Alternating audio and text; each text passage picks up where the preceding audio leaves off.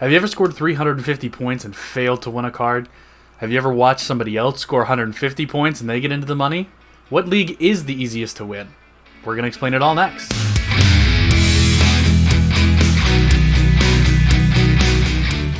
Welcome into another video on the channel. My name is Chris, the MLS Card Guy. Today we're going to go over the easiest leagues to win, the hardest leagues to win. We're going to break everything down. I'm going to give you a few insights as to what we've seen the last couple of weeks. Just as a disclaimer, this is only information over the last couple of weeks. This doesn't necessarily mean that these trends will continue into the future, but I think I've seen these trends kind of popping up now over the course of a little while, so I want to kind of bring these to you guys, see what you guys think about the trends that we've identified in this video. So we're going to hop straight into things here. As you can see, I have everything broken down. Now these are the last 10 game weeks starting with 206. I did not include the last game week since it was not complete when I compiled this data. But I broke it down as to if it was a midweek or not, which I think is very important, and also if it was an international break or not. You can see we had some missing information from international break from the last time we had one back in September. So just quickly kind of getting into the information. First of all, international breaks seem to be a very good window to win cards. If you have cards playing during international breaks, the thresholds that you need to hit seem to go down quite a bit. Now you can see in U23 D5, so you can see everything is labeled over here. These are the D5s, D4s, and D3s. I didn't do D2 or D1 just because most people don't play in those two divisions. But we did do 5, 4, and 3. So we can see during the international break, U23 D5, we only needed less than 100 points to get a reward in U23 D5, three different game weeks in a row. So definitely an opportunity there. I mean, there are definitely some players that play for their countries that are U23, so maybe looking to invest in some of those guys, as we do have another international break coming up in November, so maybe something that you want to plan on trying to win cards for that. Also in the leagues, there were some games, a few more games this time around, I think, than the last during the September window. So some of these leagues weren't even open. That's what the zeros are here, I believe. Sorare data wouldn't pull any data for me. So I believe that those weren't open. But you can see again here in Global All-Star, it was a much lower threshold to actually win a card. You can see Asia down here, much lower threshold. U23, even compared to normal, 297 is normally what you need. All three of these weeks, 265 would have gotten it done for you. So even when you bump up into Division 4, the contrast isn't quite as much, but there is still a drop in the overall as we go into international break. So keep that in mind if you're planning for an international break. Maybe look at trying to get some U23 players, trying to get some players that are still playing with their clubs during the international break. There's just less competition around. Yes, there are less rewards, but there's also less competition. Building off of that, so we go for midweek versus a normal weekend league. So again, with the midweek, there's just less teams playing, there's less competition, less people can fill out a team.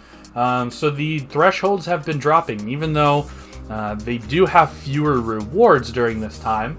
You can see in D5 is probably the biggest drop of all of them. So you can see U23, the average over the last 10 is 187.56. Again, it's being drugged down by these three scores here. So 187 is not normally going to get you a card, but that is the average over the last 10. Midweek average is 140. Weekend average is 227. So again, with the Asia 5. Average is 200, midweeks is 130. So you can see a very stark difference in most of these numbers. The one exception being Champion Europe, where the numbers are actually exactly the same, 282 and 282 for Champion Europe. So Champion Europe seems to be the hardest league to win, in my opinion. If you look down through here, all three of these numbers are the highest for Champion Europe as far as the averages go, and there isn't really much difference between a midweek and a weekend in Champion Europe. It seems to be that you always have to put up a pretty good score in order to get anything done in Champion Europe. Now your opportunities come in both U23 and in Asia. So taking a look at Asia 5 here, 130 is the midweek average, 246 is the weekend average. So quite a big difference there. 130 points is nothing, guys. I mean, you can throw out 5 people that just start, and you're already at 170 roughly.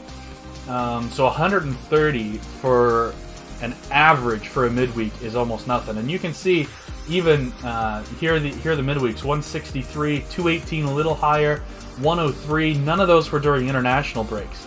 So I mean, these cards are winnable in Champion Asia 5 during midweeks if you can find players that are playing midweek. And then as we move into the weekend, a little bit higher, obviously, 246.68. And again, that's going to be a little low because this is going to drag it down a little bit, 115.24. And this 234 drags it down a little bit as well. So you're really looking in the 270s probably. Maybe even a little higher for Asia 5. But that's still doable. A lot of teams put up 300 points in a week if you have a pretty good week. So maybe something to look into here as far as Asia 5 goes. When you look at Asia 4, kind of a similar idea here. Midweeks are a little bit easier than weekends, it looks like. Average is about 290, but you can see there are quite a few weeks here where we're needing to put up 300 plus.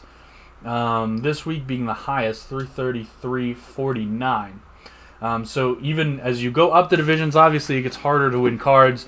Cards get more valuable, so it's tougher to put together teams. Obviously, the prizes aren't quite as rewarding when you're in D5 maybe as opposed to D4, D3. But you can still have that opportunity to win prizes, and a prize in D5 is worth much more than not winning anything in D4. So that's what I would kind of take a look at there. If you're someone who's struggling in D4, trying to win prizes, maybe drop down to D5. Maybe put together a really, really good D5 team and try to pick off some of the lower hanging fruit before you really start to ramp up your roster and try to go for D4. One other thing that I just wanted to quickly go over here for you guys is the U23 midweek versus weekend averages. Or I'm sorry, not U23. The Division 3 weekend versus midweek averages. So you can see a lot of these are very similar. If not, they even go down. Midweeks are actually tougher in Division 3 as opposed to Division 4 and Division 5, where midweeks are the much easier time. Now, why would this be? So, in this case, I think it's because in Division 3, there are so few rewards that once you contract the rewards in a midweek, there just simply aren't enough rewards for everyone. So just a couple people having good weeks can lead to some huge variability in your numbers, and it often tends to leave the numbers a lot higher than they would be otherwise. So you're kind of seeing here on the weekends it's actually easier to win cards in Division 3. Now, how would we maybe be able to put this into our strategy or use this a little bit more? So let's say that we have a few elite red cards, elite out of 100 rare cards. What I might think about doing, just based on this information, is during the midweek, I'll use my elite cards to try to win these low-hanging fruit prizes down here in Division 4. But once we get into the weekend, these numbers are fairly similar when you compare D4 to D3, especially when you consider you can throw 2 super rares in there that'll get 25% bonuses. These lineups probably have about the same strength when you really consider it. So on a weekend, I might play up a little bit. I might play in Division 3 and put my good lineups in Division 3, just based on the fact that if I have a good week, instead of winning a Division 4 reward, I'm going to win a Division 3 reward, and those Division 3 rewards are generally quite a bit more lucrative. So that's one thing that I might consider doing just based off of this information, is on a midweek, these numbers, there's a huge difference between U23 288 and 343, right? There's not as big of a difference between 304 and 344, okay? So similarly for Challenger, 327 versus 371. Whereas here, 322 versus 360. Okay, so Challenger, you actually go down a little bit for weekend as well. Here in Asia, 263. Whereas on a midweek for D3, we're looking at 321.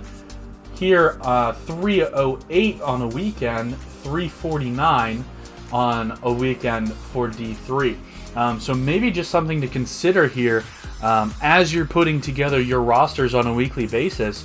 You don't always have to play your same roster in the same league every single week. On a midweek, maybe with not as many rewards, you might want to play down into Division 4, try to make sure that you get a reward. Whereas on the weekend, when the rewards are plentiful and there's cards to go around, you might want to try for a little bit bigger a reward in Division 3. So just something to keep in mind there for you guys. Again, not saying that any of this is going to happen in the future. I'm not saying that U23 is absolutely the easiest thing to win, because obviously the cards are a little bit more expensive because they are U23 players, and they maybe are a little less reliable just because they're younger players, maybe still breaking into the team. It can be difficult to find those starters, but if you get a good U23 team, you're going to get U23 rewards as well. So those U23 rewards can sometimes be a little bit more exciting as well. So just something to consider. I think for my money, the easiest thing to win right now is U23, and I would go for Division 5 at this point, as it's such a low number. I mean, you could hit, this is below thresholds, guys. We hit 205 for thresholds most weeks.